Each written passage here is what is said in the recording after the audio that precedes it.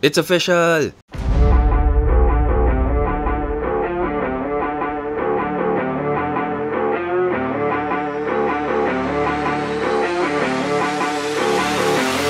May biyahe na sa Maynila, diretsong Polillo.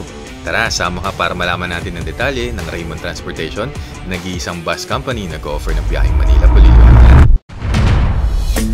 Hi guys, ako si Renz at may mga nakita kong posts ng ilang content creators sa Facebook gaya ni Sir Gabsi, Batang Lagalag at Metro Manila Subway Update na may tawid dagat bus ride na raw mula Polillo papuntang Maynila simula February 18. So nagpunta ako noong February 14 Friday and unexpectedly, sabi sa ticketing wala pa raw advice sa kanila kung kailan ang schedule ng bus galing Manila. Kaya bumalik ako noong February 17 Monday para magtanong ulit ng details and fortunately this time, mayroon na silang nabigay na info. Then kinabukasan ng gabi, February 18 Tuesday, nandito ulit ako sa terminal ng Raymond pero para matry na natin ang biyahe. Actually nalaman ko, February 17 Monday ang unang biyahe papuntang Burdeos kaya pangatlong biyahe na itong masasakyan natin. Kung curious ka sa details ng biyaheng paluwas ng Maynila, slide mo sa timestamp na makikita mo sa iyong screen. Umupo muna ako at nagbasid-basid dahil alam kong maaga ang dating ko. Pero napansin ko, nandito na pala ang bus na sasakyan natin, katabi ng MRR Transport pa Infanta. 10:57 PM na magsimulang umandar papunta sa Bukanan Terminal ang bus ng MRR. At tuluyan na nga umalis ng 10:59 PM. 11:01 PM naman nang magmaniobra na ang bus na sasakyan natin para pumalit sa pwesto ni bus 1268 kanina.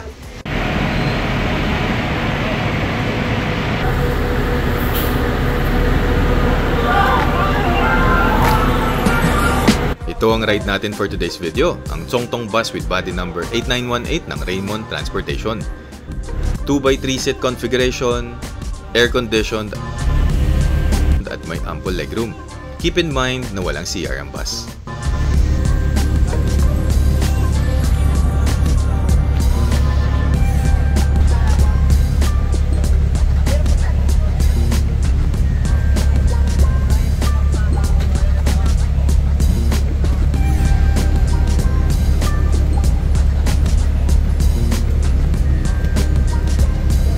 Habang naghihintay ng pag-alis ng bus, nag-check na si Kuya yung konduktor ng ticket. Share ko lang, tinanong ko na sa bus crew bago pa man ako sumakay ng bus kung saan magbabayad ng pamasahe. Sa ticket booth ba o sa konduktor? Bali mga sasakay dito sa kanilang terminal, sa ticket booth daw magbabayad. Diretso po sa Bampios. Regular, sir. Hindi po estudyante. Hindi po. Ang pamasahe mula Maynila papuntang Burdeos, Polillo Island ay 925 pesos all in, kasama na dyan ang bayad sa barko except ang terminal fee support at excess baggage. Hindi point-to-point ang bus na ito so pwede kang sumakay along the way at sa konduktor ka na magbabayad.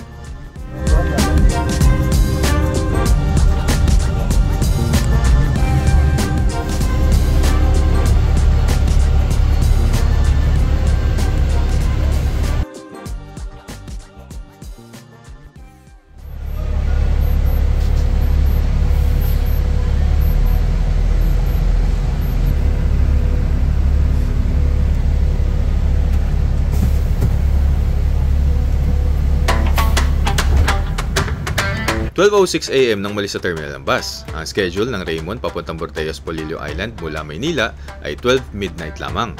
Kapag ikaw naman ay paluwas ng Maynila mula Burdeos, ang schedule ay 8 AM lang. Isang schedule lang pero araw-araw naman ang biyahe. Also, walang advance booking sa route na ito. Ibig sabihin, punta ka lang sa terminal an hour or two bago ang time of departure. In addition, bukod tanging terminal lang nila sa Maynila, ang may biyahe papuntang Polillo Island.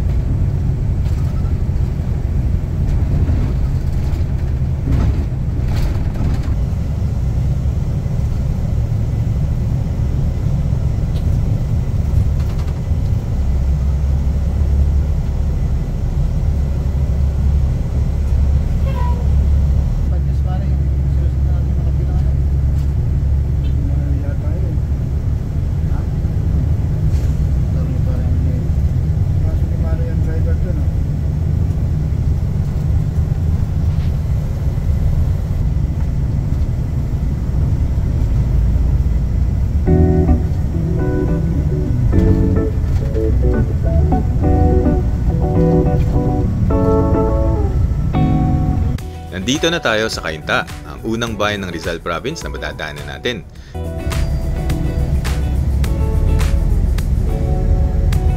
Mula Cainta, dadaan tayo sa ilang pang bayan ng probinsya ng Rizal, then Laguna, and finally Quezon Province na siyang nakakasakop sa ating destination.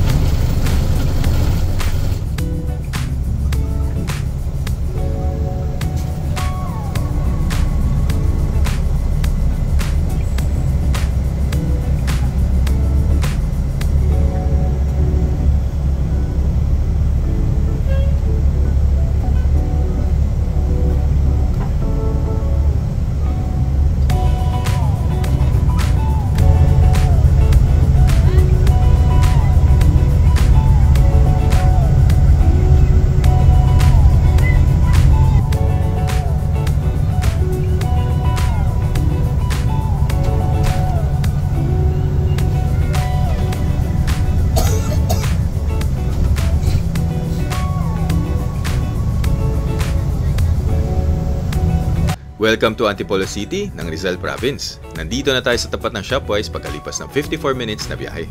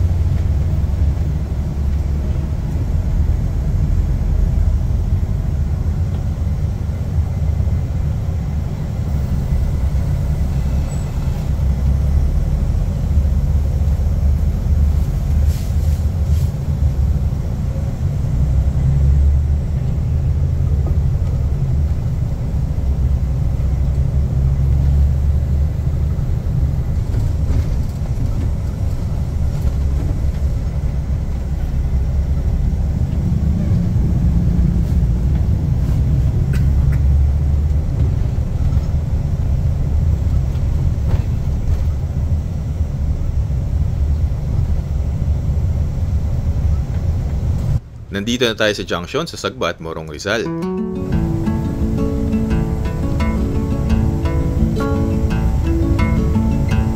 Papunta sa Morong Town proper ang kalsada sa kanan.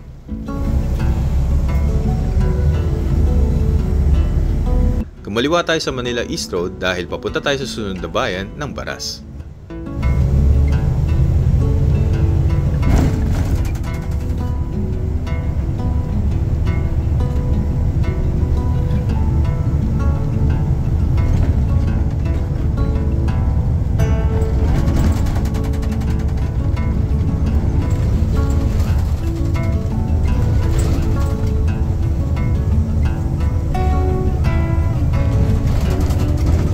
Dahil malapit lang mula sa Baras, nandito na agad tayo sa Tanay. Hindi nga lang natin madadaan ng munisipyo.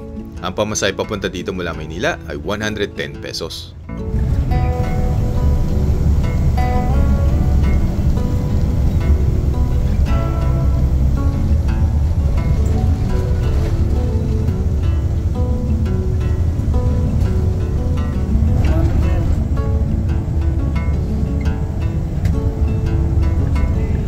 Welcome to Pililla, Rizal pagkalipas ng 1.5 hours. Ito na ang huling bayan ng Rizal na madadaanan natin. Sa Pililla may unang bumabang pasahero. Ang pamasahe papunta dito mula Maynila ay 115 pesos.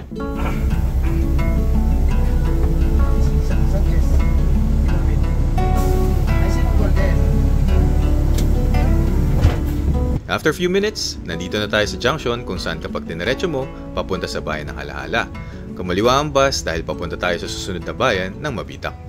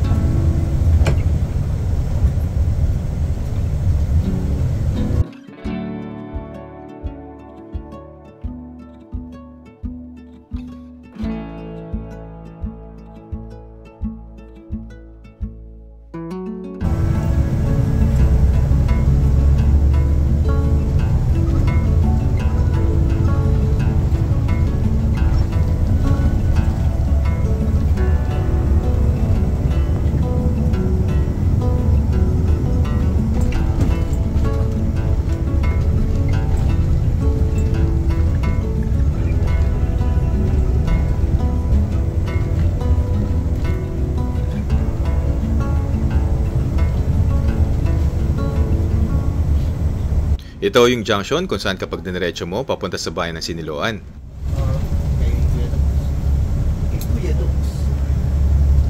Kumaliwa tayo papunta sa sunod na bayan pero hihinto muna tayo sa bus stop dito sa Fami. Inabot ng 2 hours and 10 minutes ang biyahe papunta dito. Ang pamasahe mula Maynila ay 170 pesos. Buko pa mother, kasama pa na ng gypsy ka din.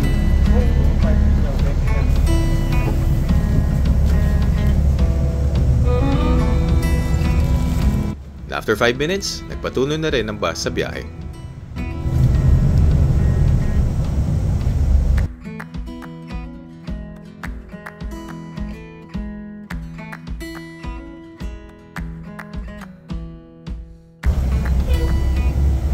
CCR dyan.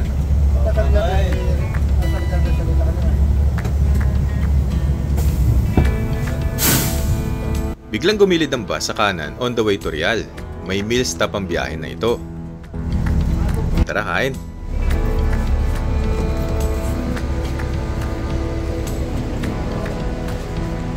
Ito ang 5J restaurant sa Google Maps. Lugaw ang in-order ni ate na nasa unahan ko. Ako naman, mami. Ito ang pagkain ko sa halagang 40 pesos.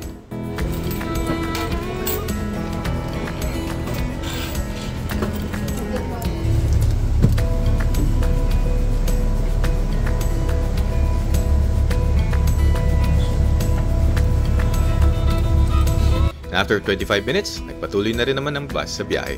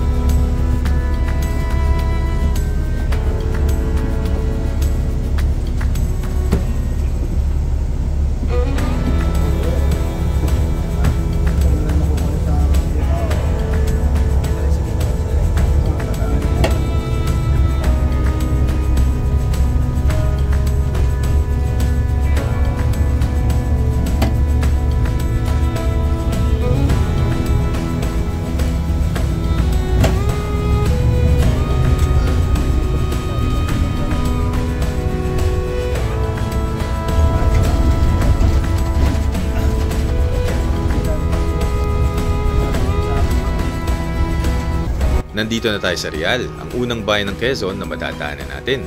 Ang pamasahe papunta dito mula Maynila ay 270 pesos. Yung bababa po dyan, Real, 7-Eleven.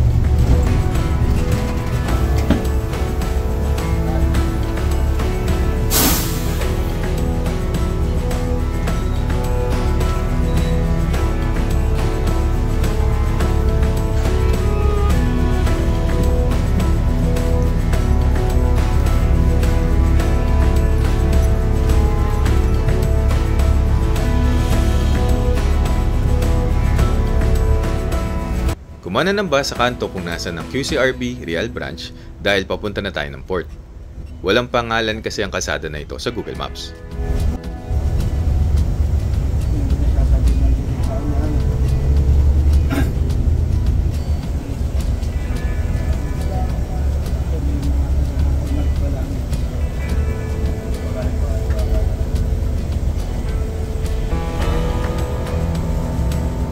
Welcome to Ungos Port ng Real, Quezon pagkalipas ng almost 4 hours na biyahe. Mababa po dyan ang pier, Ungos. Sandali lang po. Yung mga tawid po, pwede na kayo sumampa doon. So, makapagpahinga po kayo at mamaya pa kami sasampay.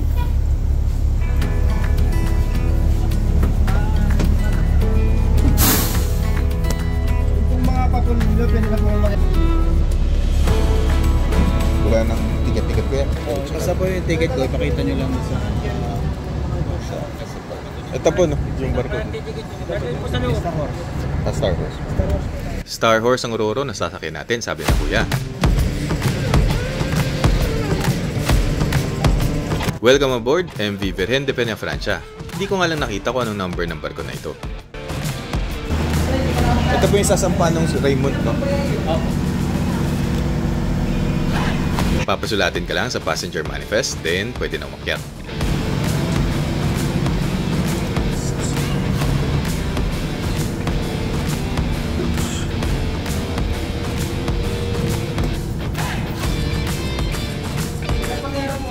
Apo. Thank you.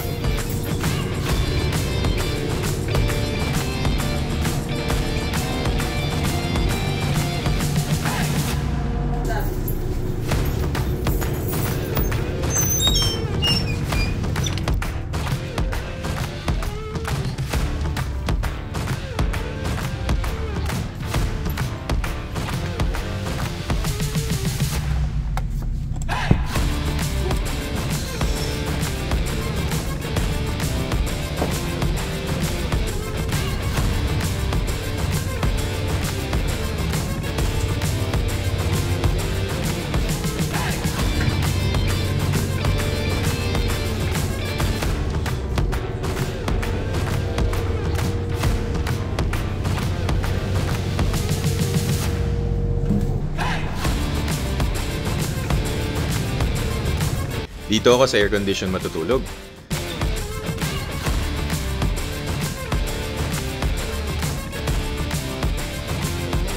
Habang naghihintay ng pag-alis, may naningil ng terminal fee na 10 pesos sa loob mismo ng barko. 5:37 AM nang malis ang barko sa port at dahil wala pa akong tulog since madaling araw ang alis ng bus, tulog lang ako mula Rial hanggang kabilang port.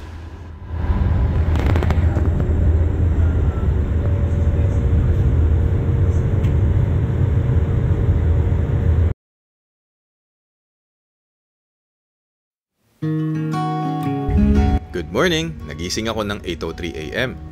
Tanaw na ang Polillo Island. And after just 5 minutes, ito at docking maneuver na ang ating barko.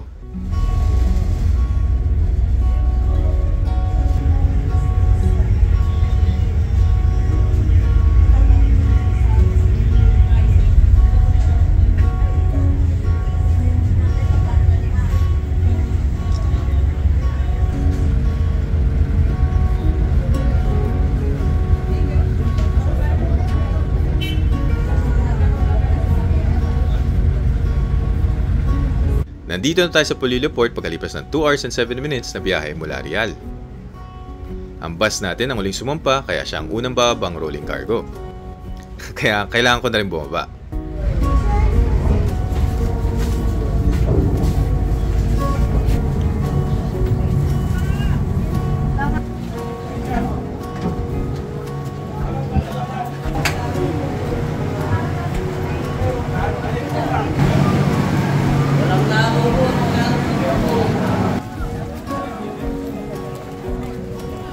Dahil bagong gising lang ako at ang daming taong sumalubong, nakalimutan ko na tuloy lingunin ang barko. Still, maraming salamat sa ligtas na biyahe, MV Virgen de Peña Francia. Pati nga, sir.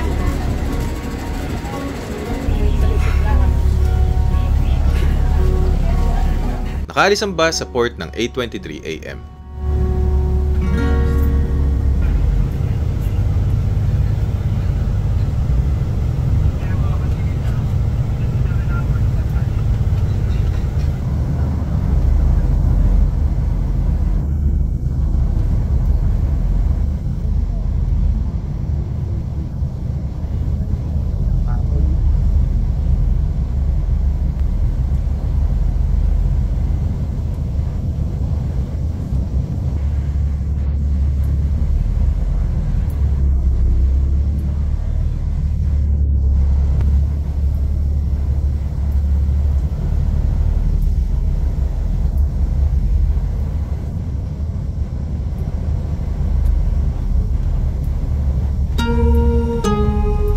Welcome sa town proper ng Polillo pagkalipas ng almost 8.5 hours na biyahe. Ang pamasahe papunta dito mula Maynila ay 650 pesos.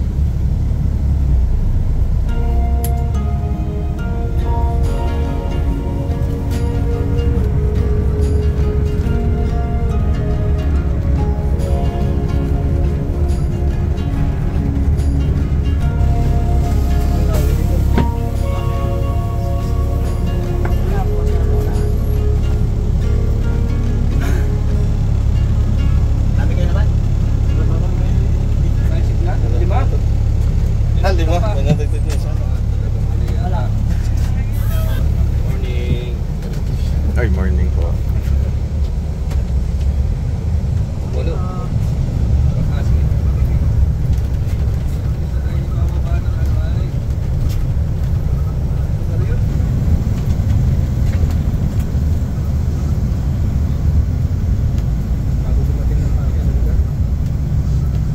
Nandito na tayo sa junction kung saan sa kaliwa, papuntang bayan ng Panukulan. Tayo ay didiretso papunta sa bayan ng Burdeos. Dito nagumpisa ang twists and turns.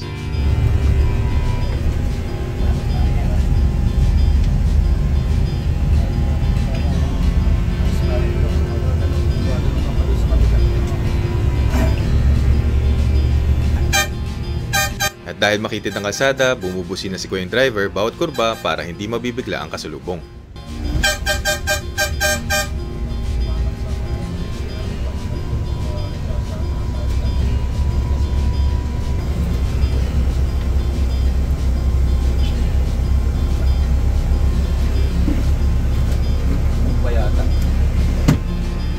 Nandito naman sinabihan si Kuya yung driver na mag-ingat daw sa una-unahan. May landslide kasi.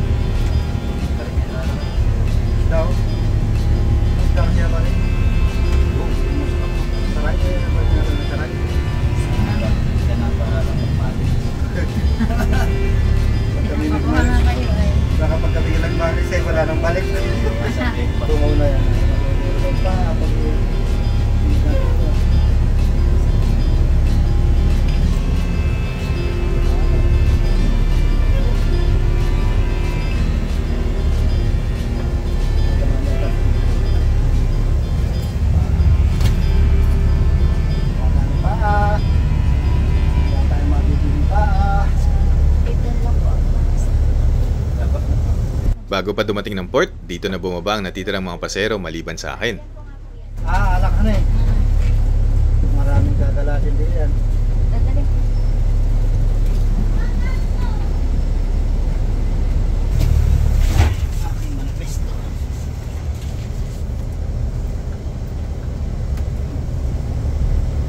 Tinanong ko nga pa mo sa ate, isang daan lang doon. Punta na. Kasi tayo babalik mo. Okay, maraming salamat po sa ating lahat. Ay, nakarating na. And finally, nandito na tayo sa port ng Burdeos pagkalipas ng 10 hours and 5 minutes na biyahe. Hindi ko na napansin kung may sumakay pa sa bayan ng Polillo papunta sa Burdeos, pero ang pamasahe ay 200 pesos. Syempre, salamat sa bus crew ng 8918 sa ligtas na biyahe. Dito din sa Bordeos Port ang sakayan ng bus papuntang Maynila. Para sa mga turista na katulad ko, may mga trike na nag-aabang sa kanto ng Sabang Road na masasakyan mo papunta sa iyong tutuluyan.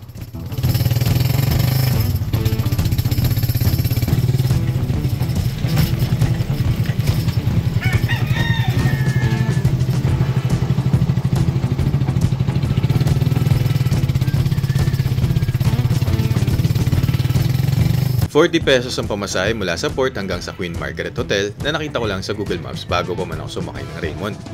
Ilang hakbang lang ito mula sa munisipyo. Salamat. Actually, malawak ang hotel na ito. Sa 3rd floor, may common area na kusina,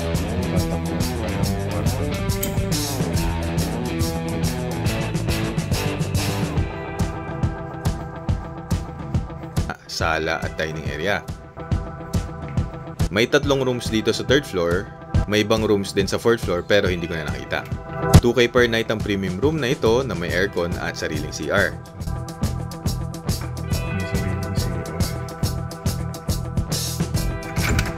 Itong pangalawang room ay ₱1,500 per night.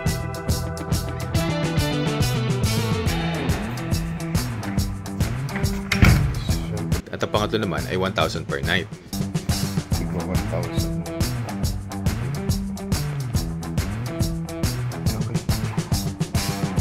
Pareho silang may aircon pero common ang CR na situated sa gitna ng 2 kwarto.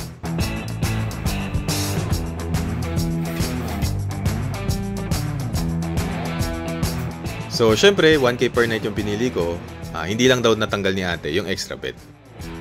After ko magpahinga ng ilang oras, nagpunta ako sa port para makapagtanong ng rates ng island hopping. Ang gusto kong puntahan ay yung Bird Sanctuary Minasawa Island na napanood ko online. On the way, may Bini Island at Pulong Kukok naman para makapag-swimming. Ito na sila Kuyang Bangkero kasama si Kuyang Trek Driver na pinakasuyan kong maghanap ng kakilala para sa island hopping. At ang sabi ay 2 hours pala, one way pa lang papunta sa Minasawa Island. Dahil almost 2 PM na, nagkasundo kami ni Kuyang Bangkero na bukas na lang mag-island hopping ng 10 AM sa halagang 3,000. Nagpalipas lang ako maghapon sa hotel at sinabihan ako ni Ate Ana ng front desk na may restaurant daw 3 kanto mula sa hotel, ang May Point Bordeos. Masarap ang sisig sa halagang ₱110 at nag-takeout pa nga ako ng burger para sa breakfast ko bukas bago ang island hopping.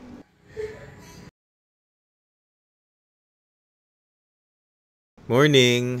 Walang good sa good morning kasi nagising ako na katapos lang ng ulan tapos malakas pa rin ang hangin. Dahil baka magtuloy-tuloy ang ulan hanggang hapon, nag-decide tuloy ako na umuwi na lang. Dali-dali ako naligo at nag-ayos ng gamit kasi tulad ng nabanggit kanina, 8 AM ang alis ng Raymond papuntang Maynila.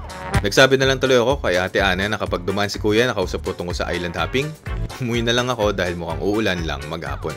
Sa Bordeos Port ang sakay ng bus papuntang Maynila pero dahil dadaan naman ang bus sa Queen Margaret Hotel, dito na lang ako naghintay sa tapat para tipid sa pamasahe sa trike. So unexpectedly, ito ulit ang ride natin pabalik ng Maynila.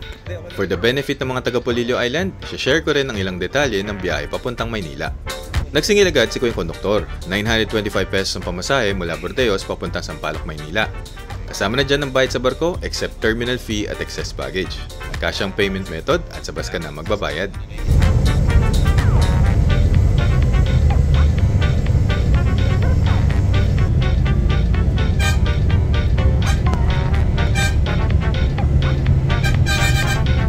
Nag-offer na agad si Kuyang Konduktor na kapag nakasulubong na yung bus mula Maynila, pwede na daw ako lumipat sa harap dahil bisor yung dalawang nakaupo sa harap.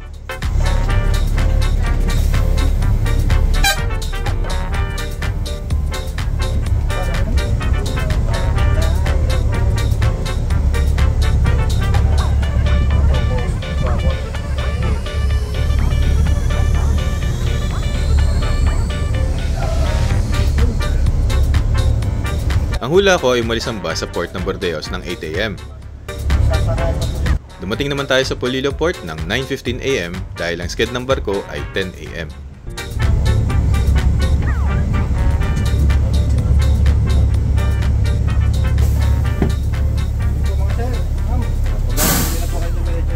Star Wars po tayo ha, Star Wars. Para sa mga first timer magtawid dagat sa Raymond, wala nang ibibigay na ticket para sa barko. Ipapakita mo lang ang ticket mo sa bus bilang katunayan na bayad ka na sa barko. Welcome aboard MV Virgen de Peña Francia 6 ng Star Horse. Pasusulatin ka ng pangalan mo sa passenger manifest at the same time, dito ka na rin magbabayad ng terminal fee ng Polillo Port na 5 pesos.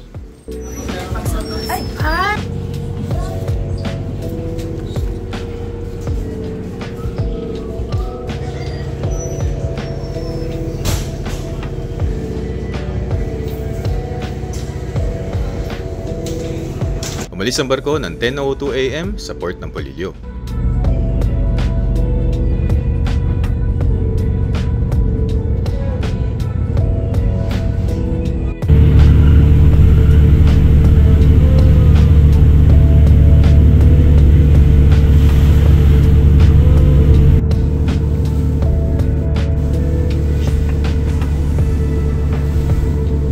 Nandito na tayo sa port ng Real pagkalipas ng almost 2.5 hours na biyahe.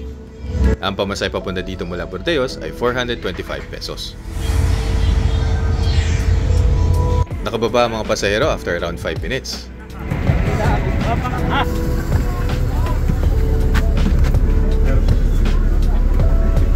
Then, 12:40 PM, nakaalis ang bus sa Real Port. Yes. Okay na po. Bayad na pare. Bayad na dito.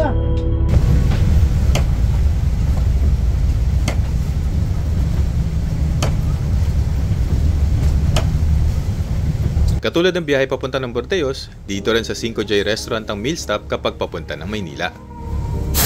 Ay, stopover po. Lagyan po muna tayo. Ito ang napili kong pagkain sa halagang 100 pesos. And after 24 minutes, nagpatuloy na ang bus sa biyahe. Wala. Dumating sa FAMI ng 2:38 PM pagkalipas ng mahigit 6.5 hours na biyahe. Ang pamasahe papunta dito ay 755 pesos. May sariling terminal ang Raymond dito kaya nakapagtambay pa ng konti para makapagsakay ng pasahero.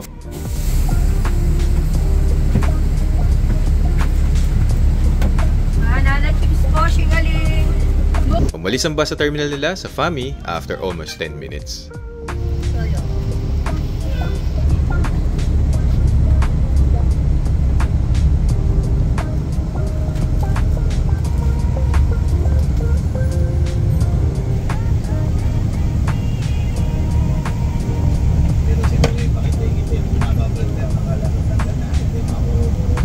Welcome to Tanay Rizal. Inabot ng mahigit 7.5 hours ang biyahe papunta dito. Ang pamasahe mula Bordeos ay 815 pesos.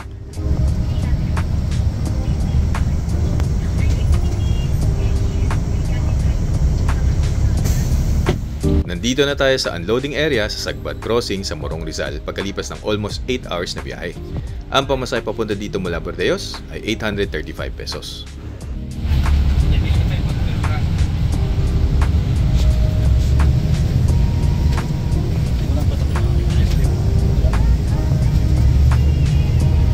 Welcome to Antipolo City, Rizal.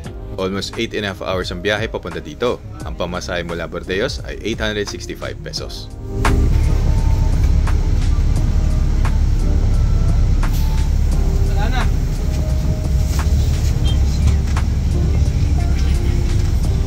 Nandito na tayo sa Cainta, Rizal ng 4:49 PM. Bale, inabot ng 8 hours and 49 minutes ang biyahe mula Polillo Island. Ang pamasahe papunta dito ay 885 pesos. Ortegas po, yung mga baba dyan ang Ortegas, Robinson, Galleria, EDSA, dito na.